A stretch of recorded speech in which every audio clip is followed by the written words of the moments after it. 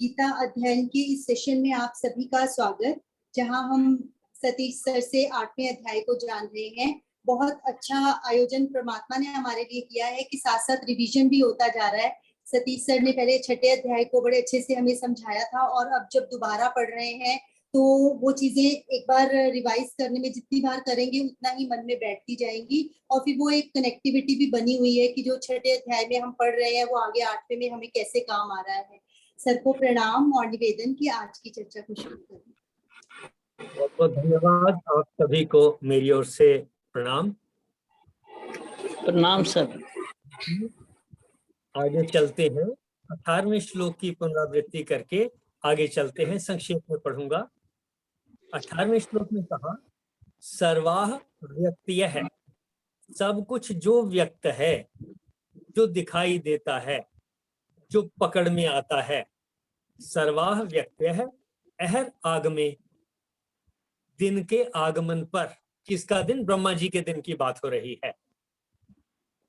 अव्यक्तात प्रभवंती, अव्यक्त से, अनएक्सप्रेस्ड से, नॉन एग्जिस्टेंस से। प्रभवंती, उनका प्रभव होता है, वो उससे उत्पन्न होते हैं, भाव से, अव्यक्त के भाव से। अव्यक्त से प्रभवंती उत्पन्न होते हैं। आगे कहा, रात्रे आगमे, रात्रि के आगमन के साथ, तत्र अव्यक्त संज्ञ के, जिसको अव्यक्त की संज्ञा दी गई है, अव्यक्त कहा गया है, रात्रि के आगमन के साथ साथ उस अव्यक्त के में ही प्रलीयन्ते, लीन हो जाते हैं। ये बात कही थी 18वें श्लोक में ब्रह्मा जी के बारे में। और 19वें श्लोक में कहा, पार्थ यानी हे अर्जुन, स एव वह ही अयम भूतग्राम है, जो ब्रह्मा से उत्पन्न हुए हैं, भूत प्राणियों का समूह। भूतवा भूतवा, हो होकर, अवशः अनकंट्रोल्ड, यह प्रकृति के वश हुआ। रात्रिय आगमे, रात्रि के आगमन पर, प्रलीयते लीन होता है, अहर आगमे प्रभवती, दिन के आगमन पर उत्पन्न होता है। ये प्रक्रिया चलती रहती है। और इससे अगले 20वें श्लोक में फिर कहा है, तू यानी परंतु, तस्मात, उस अव्यक्तात, जो व्यक्त नहीं है, अव्यक्त है, परह, उससे परे, तस्मात अव्यक्तात परह, उस अव्यक्त से परे। किस अव्यक्त से परे की बात हो रही है? ब्रह्मा से परे की बात हो रही है। अन्य, यह यानी जो, सनातन है, अव्यक्त है, भाव है। सनातन है, सनातन या यूनिवर्सल, अव्यक्त है, अनएक्सप्रेस्ड, अव्यक्त, भाव है, भाव, भावनाओं की बात हो रही है, फिजिकल एग्जिस्टेंस नहीं। यह सनातन है, अव्यक्त है, भाव है, जो सनातन अव्यक्त भाव है, भावनाएं हैं, भावनाओं का समूह है। स सर्वेषु भूतेषु नश्यत्सु न विनश्यति, वह सभी भूतों के नाश होने पर भी नाश नहीं होता। इसी को हम ईशावास्यम इदम सर्वम के नाम से जानते आ रहे हैं कि वही ईश्वर की शक्ति हमारे अंदर भी है, बाहर भी है, ऐसा हम पहले से जानते आए हैं। ये 20वां श्लोक था जिसकी बात कल की थी। 21वें श्लोक को पढ़ते हैं, जरा शशि पढ़ें। हाँ जी, 21वां श्लोक है, अव्यक्तोक्षरित्युक्तस्तमाहुः परमां गतिं यां प्राप्य न निवर्तन्ते तद्धाम परमं मम। इत्युक्तस्तमाहुः जो लिखा हुआ है, इति युक्तः, युक्तस, तम प्लस आहु, तम उसी को, अव्यक्तः अव्यक्त, अक्षरः इति उक्तः उसी को अव्यक्त अक्षर ऐसा कहा गया है। परमाम गतिम, और उसी को परमाम गतिम आहुः और उसी को परम गति कहा गया है। यम प्राप्य न निवर्तन्ते, जिसको प्राप्त होने पर फिर लौट कर संसार में नहीं आते, तत् मम परमम धाम, वह मेरा परम धाम है। उसी को अव्यक्त और अक्षर ऐसा कहा गया है तथा उसी को परम गति कहा गया है।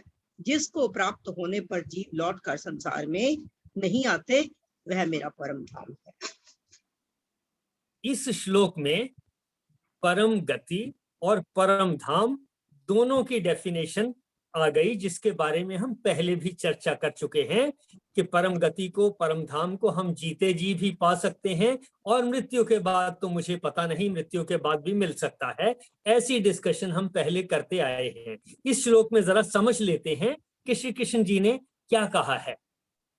अव्यक्त है, अक्षर है, इतियुक्त है।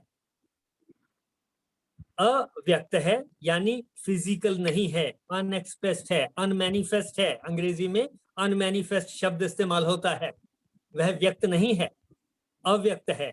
अक्षर है, उसका क्षरण नहीं होता, उसका नाश नहीं होता, उसका एबिरेशन नहीं होता, वो खत्म नहीं होता। अव्यक्त है, अक्षर है। इति उक्त है, जिसको अव्यक्त कहा है, जिसको अक्षर कहा है, तम परमाम गतिम आहु, उसे परम गति कहते हैं। यानी ईश्वर की बात हो रही है। ईश्वर में हम मिल गए तो समझे हम परम गति में मिल गए, हमारी परम गति हो गई। फिर से समझ लें, अव्यक्त है, अक्षर है, इति उक्त है।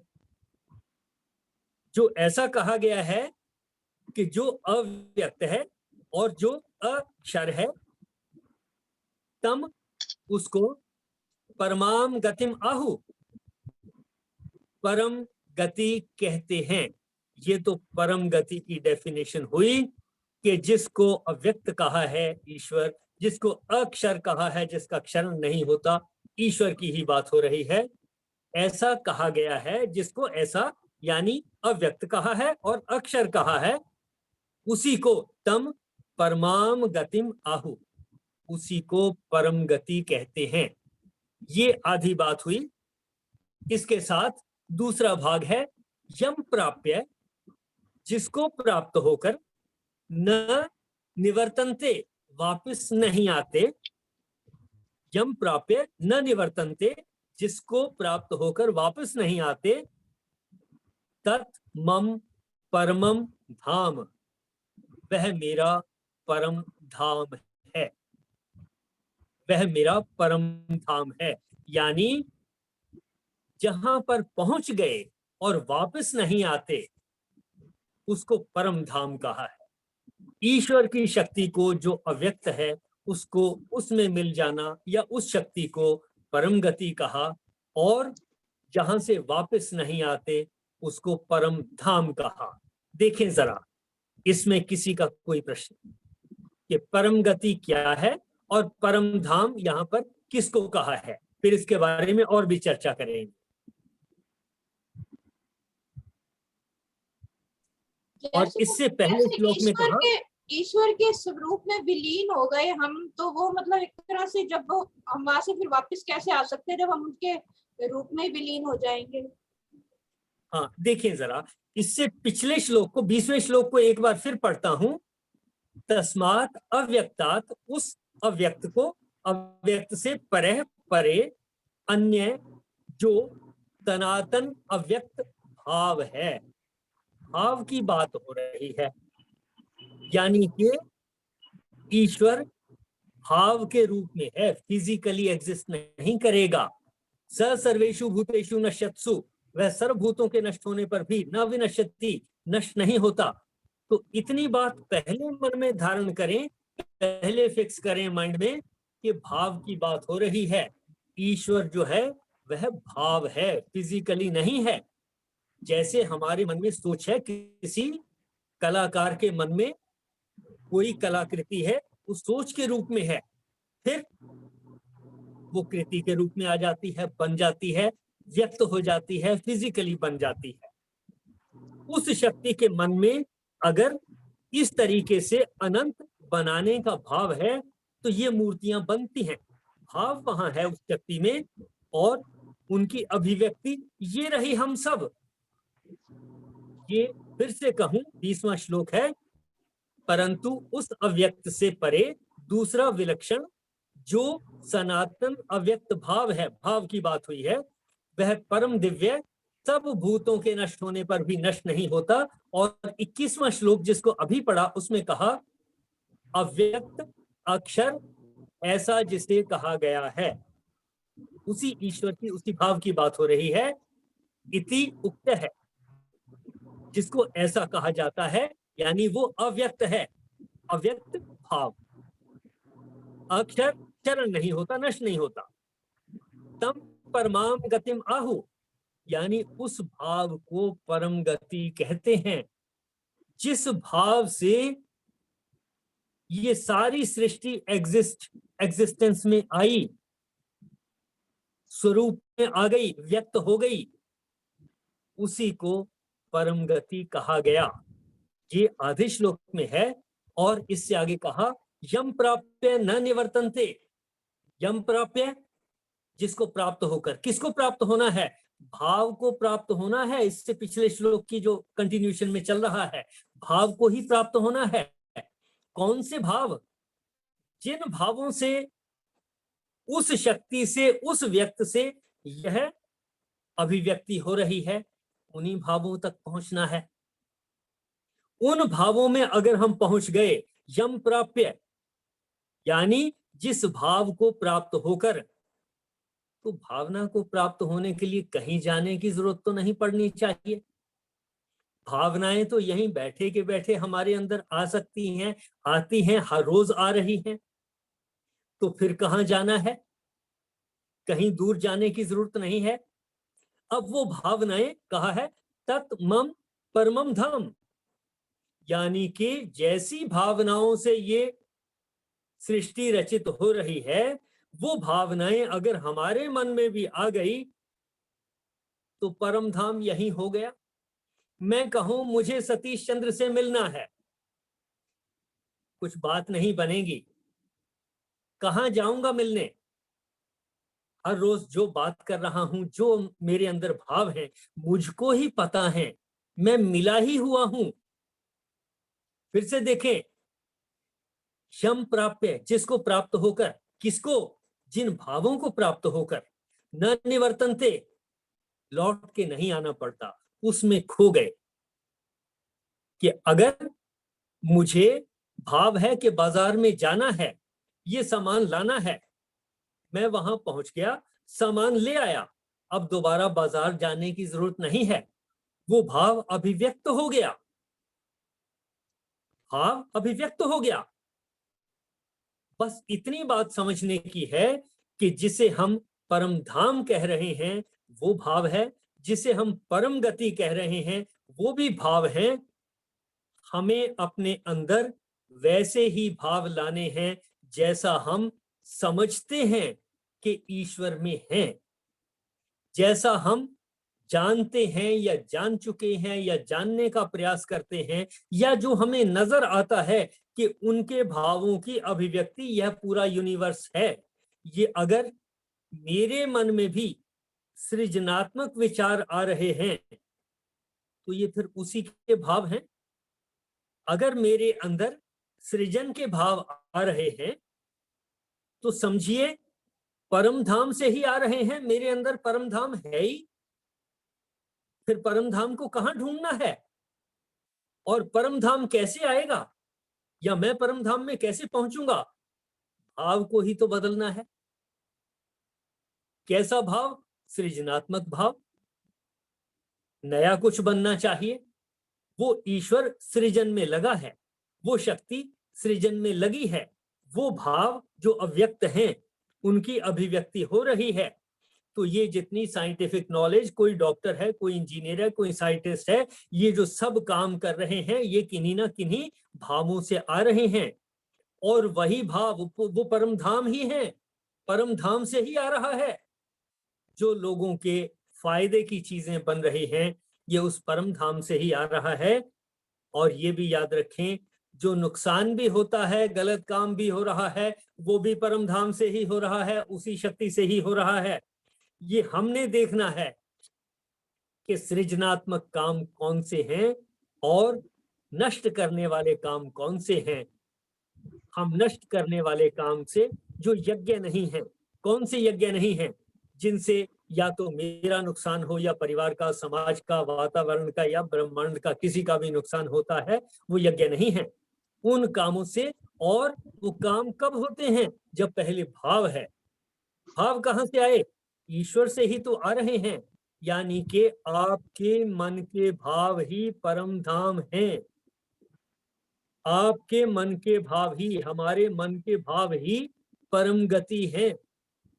अब वो परम गति मुझे नरक में ले जाने के लिए मैंने तैयार करनी है, यूज करनी है, या स्वर्ग में जाने के लिए इस्तेमाल करनी है, मुझे नुकसान के लिए इस्तेमाल करनी है या फायदे के लिए इस्तेमाल करनी है, ये मेरे ऊपर निर्भर करता है। इस श्लोक को एक बार फिर मन में बिठाएं। अव्यक्त है अक्षर है इति उक्त है। जिसको अव्यक्त कहा है, जिसको अक्षर कहा है, ऐसा कहा गया है। तम परमाम गतिम आहु, उसी को परम गति कहते हैं। यम प्राप्य, जिसको प्राप्त होकर, किन चीजों की बात हो रही है? भावों की बात हो रही है। जिन भावनाओं को, भावों को प्राप्त होकर न निवर्तनते, वापस नहीं जाते। बाजार से जो चाहिए था मिल गया, ऑनलाइन मंगवाना था मिल गया, ले आए, जाकर के ले आए, बात खत्म हो गई। निवर्तनते, लौट के उस दुकान में जाने की जरूरत नहीं है जब तक सामान खराब नहीं है।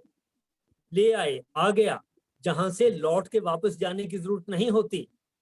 तत् मम परमम धाम है, वो भाव मेरा परम धाम है।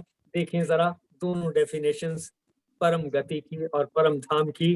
किसी का कोई प्रश्न है तो आप कहें, या आप अपनी तरफ से कहना चाहें तो जरूर तो ये जोड़ें। है आज हाँ जी, कि जितनी देर भाव है उतनी देर अव्यक्त, और जिस समय भाव समाप्त हुआ कर्म हुआ, फिर वो बिल्कुल ठीक। व्यक्त फिर नए भाव आएंगे, बिल्कुल ठीक। भाव जो है कर्म में परिवर्तित हो गया, अभिव्यक्ति में परिवर्तित हो गया। हाँ, ईश्वर भी उसके हाँ, भाव जो हैं, जब तक हाँ, इस क्रिएटिविटी में नहीं आए, हम तक नहीं पहुंचे, जीव जंतु हाँ, पैदा नहीं हुए, ये सब हाँ, कुछ चराचर जगत पैदा नहीं हुआ, तब है। तक वो भाव है।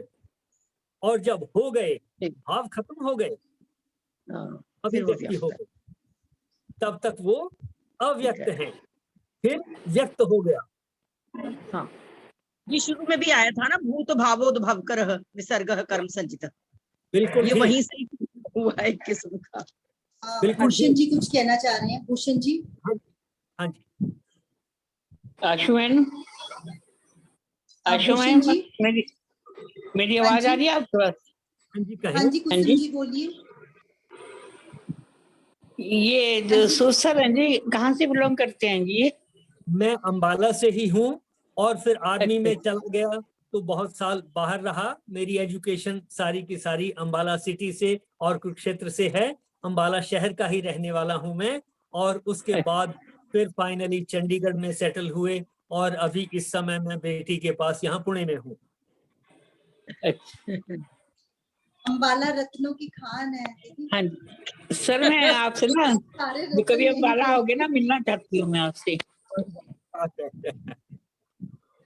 भूषण जी आप कुछ कहना आपके चाह रहे हैं? विचार, भूषण जी, हाँ जी, नहीं दीदी आपके आपको नहीं बोलना। विचार, आपकी समझाने का तरीका, आप 100% बात सही कहते हो।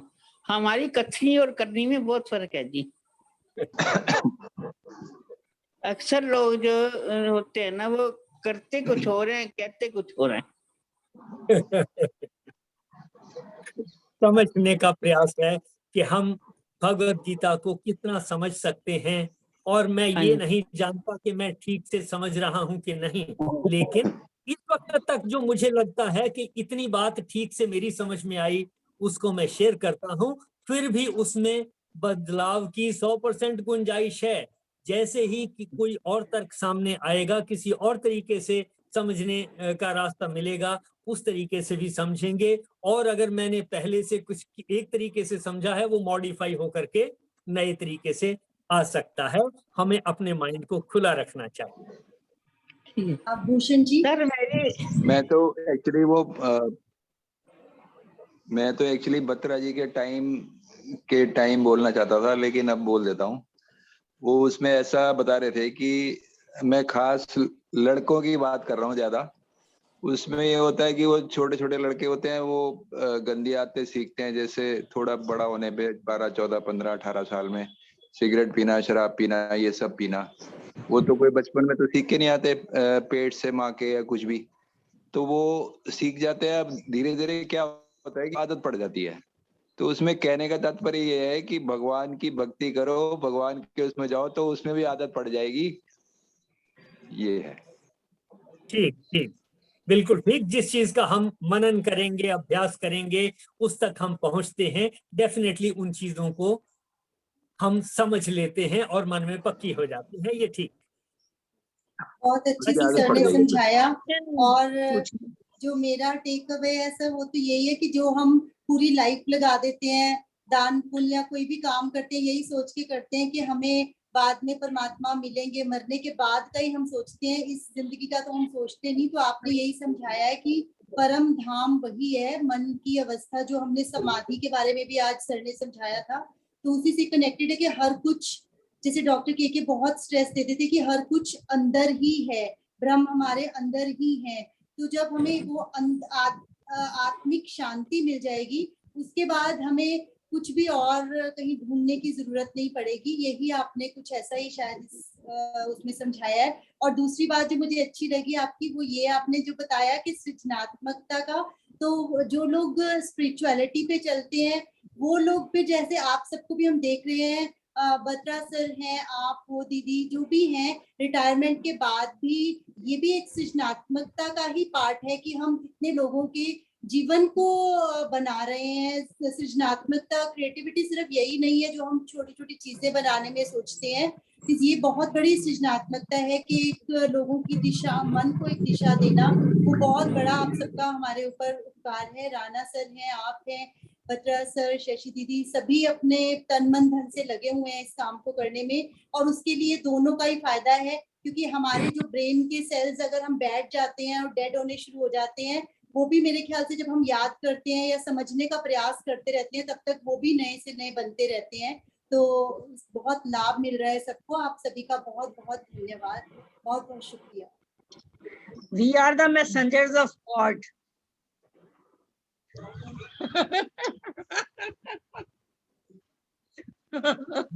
ईश्वर की जो शक्ति है वो अव्यक्त है। हमारे जो मन के विचार हैं वो भी अव्यक्त हैं। ये दोनों अव्यक्त चीजें जुड़ी हुई हैं। उसी शक्ति से हमारे अंदर विचार आते हैं, और बस उस बड़ी शक्ति की अभिव्यक्ति ये पूरा यूनिवर्स है। और हम सब के अंदर जो विचार हैं, इनकी अभिव्यक्ति बातचीत से भी हो सकती है, किसी फिजिकल चीजों के बनने से भी हो सकती है, टेक्नोलॉजी से हो सकती है, ज्ञानवर्धन से हो सकती है। ऐसी बात मेरी समझ में आई इन श्लोकों से। इनके बारे में और भी चर्चा हम आने वाले दिनों में करेंगे। आज के लिए इस श्लोक तक सीमित रखेंगे। हाँ जी, सर्वे हाँ जी, सर्वे भवन्तु सुखिनः, सर्वे सन्तु निरामया, सर्वे भद्राणि पश्यन्तु, मा कश्चित् दुःख भाग् भवेत्, मा कश्चित् दुःख भाग् भवेत्। गौ माता की परम कृपा से सुख समृद्धि का बसेरा, पौधन से दुख दरिद्र भागे, सब ग्रंथों का सार घनेरा। बोल गौ माता की ब्रह्म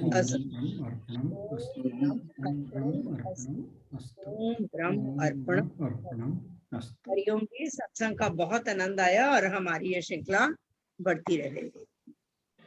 बहुत बहुत धन्यवाद। आज की चर्चा बहुत सार्थक रही। इस पूरे सहयोग के लिए आप सबका धन्यवाद और मेरी ओर से आप सभी को प्रणाम। नमस्कार। सभी को प्रणाम। आज हमारे साथ बत्रा सर भी हैं, बहुत दिनों बाद दर्शन हुए हैं सर के, तो सर से अनुरोध की 2 शब्द जरूर कहें। और कल हमने यहाँ पर संगीता जी का और स्नेह पाठक जी का और रीटा जी की ग्रैंड डॉटर का सभी का बर्थडे मनाया था और आशीर्वाद दिया था। आज वो प्रेजेंट है, तो आज एक बार फिर से सबकी तरफ से खूब आशीर्वाद, खूब ब्लेसिंग सभी के लिए। बच्चा सर। थैंक यू आशु जी। मैंने भी बहुत दिन मिस किया आप सबको,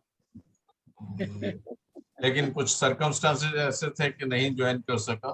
और कल संगीता जी, स्नेह जी के बर्थडे के बारे में भी कल भी मेरे को याद तो था, फेसबुक पे भी देखा था, लेकिन मैं ज्वाइन नहीं कर सका। चलो, मैं ऐसी कामना करता हूँ कि अगले बर्थडे के ऊपर हम सब कोंटा साहब इनके साथ हों तो मजा आ जाएगा। और देखिए पीछे नदी, पहाड़, बादल, बहुत अच्छा लगेगा आपको। जब इनके गुरुजी बहुत अच्छे गुरुजी हैं। कई साल पहले जब इन्होंने मेरे को उनके बारे में बताया, तो आमतौर पे जो गुरुओं की वो होती है ना, तो मेरे दिमाग में एक थोड़ा सा इंप्रेशन बना कि ये पढ़े लिखे और होने के बावजूद गुरुओं के चक्कर में फंसे हुए हैं। लेकिन बाद में पता लगा कि गुरु इनसे भी ज्यादा पहुंचे हुए हैं। और जब ये ब्लाइंड बच्चों के लिए किताबों की रिकॉर्डिंग करते थे, तो गुरुजी ने इनको एक tape recorder, imported tape recorder था, जो इनको गिफ्ट किया और कि ये तुम आप अच्छा काम कर रहे हो, इसकी मदद से काम करिए। एम आई करेक्ट संगीता जी? वही गुरुजी हैं या कोई और है? बिल्कुल sir. Now he is 92 and yes. he is MSc mathematics and he was the best athlete of his college when he was in Dehradun. और 34 years he observed silence. अच्छा जी। 34 years. एंड आशु ने तो दर्शन किए हुए हैं। आशु, ये तो गूंगे का गुड़ है, मेरे लिए तो गूंगे का गुड़ है।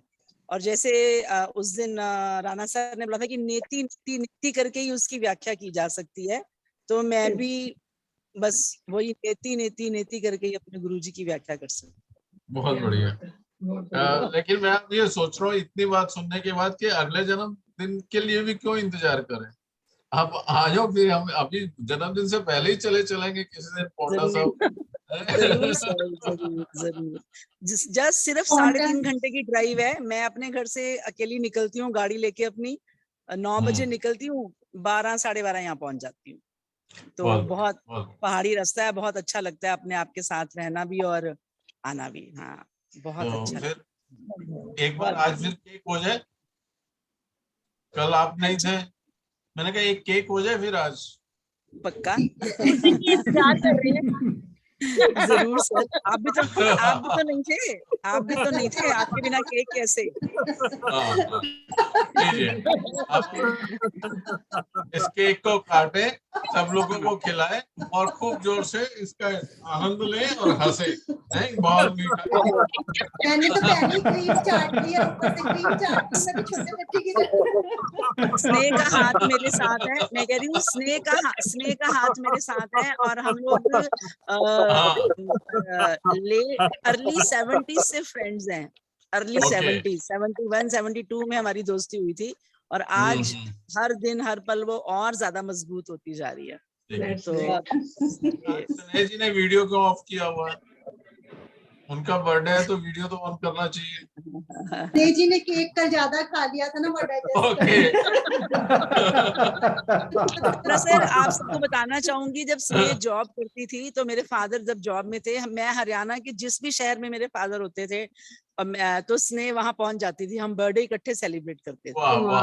किसी भी शहर में, हरियाणा के किसी भी शहर में वो होती थी, हम होते थे। तो वो भी जॉब से नारनौल में उसकी जॉब लगी थी पहली, तो वहां से वो वहां पहुंचती थी जहां हम होते थे, मेरे फादर की पोस्टिंग होती थी। तो ये बहुत प्यारी दोस्ती है और बहुत मजबूत भी, वट वृक्ष की तरह। अब तो हमारे बच्चे इस छाया के तले बैठते हैं, इस वट वृक्ष की छाया के नीचे। बहुत अच्छे हैं, बहुत ही अच्छे हैं वो भी। मुबारक आपको बहुत बहुत। Thank you. बहुत बहुत शुक्रिया। और सभी से दोबारा निवेदन कि जिसका भी कोई सेलिब्रेशन हो तो जरूर एक बार इंडिकेट मेरे पर्सनल नंबर पे चाहे कर दें, ताकि हम सभी का यहाँ पर जन्मदिन या जो भी स्पेशल डे है वो इकट्ठे मिलके मना सके, इसकी खुशी अलग ही है। बत्रा सर ने जैसे कहा पैसे भी खर्च नहीं होते तो खुशी दुगनी चौगनी हो जाती है। आशु जी कुछ ना इनो और हाजमोला भी साथ में दे दिया करो केक के साथ, ज्यादा केक खाने से ना मुश्किल हो जाती है। Happy birthday Sangeeta. Thank you Anju. Anju की आवाज ही अपने आप में खनकती हुई आवाज वैसी पहचानी जाती है। स्क्रीन पे आप उजागर नहीं हुए हो लेकिन I can recognise your voice. क्या बात है, मेरा दिन बना दिया मैंने, क्या तुम्हें कहा? सबको, अरे बिल्कुल कहा नहीं, आवाज की बात हो रही है ये तो, है ना। नाम भूल जाएगा, चेहरा ये बदल जाएगा, मेरी आवाज ही पहचान है, अगर याद करो। खुश रहो, हमेशा खुश रहो। Thank you. ते मुस्कुराते रहे जी, शांति में रहो। हम सबके लिए यही प्रार्थना है सबको। Thank you. बहुत बढ़िया रहा। जय श्री कृष्णा जी सबको, जय श्री कृष्णा। आप सभी को प्रणाम। देख लो सारा नजर आ रही हूँ आपको, पिकनिक पे लेके आई हूँ अपने बर्थडे पे। देखो ब्यूटीफुल, बहुत अच्छा लग रहा है, बहुत ही अच्छा लग रहा है। यमुना जी बह रही हैं पास में, तो ब्यूटीफुल। हम तो पहुंच ही गए वहां पे। बहुत ही सीरीन सी सेटिंग्स हैं। हाँ जी, हिम्मत ना हारिए, मैंने कहा बहुत सीरीन सेटिंग्स हैं। बहुत अभी मैं इसलिए गुजारिए। क्या बात है। बिल्कुल, मैं इसलिए अटेंड कर पाई, 2 दिन हमें क्वारंटाइन किया हुआ है बाहर, ये स्कूल है इसमें। तो कल हम आश्रम में अंदर जाएंगे, तो फिर कल से शायद ना अटेंड कर पाऊं, क्योंकि 6 बजे मेडिटेशन सेशन होता है, 6 से 7। यहाँ दिन में 4 बार मेडिटेशन होती है, 4 बार तो ध्यान, 4 घंटे का ध्यान तो लगता ही है। तो राणा सर जब मैं वापस आऊंगी ना, तो थोड़ा सा ध्यान और समाधि को थोड़ा सा महसूस करके आऊंगी, जो आप पढ़ा रहे हो।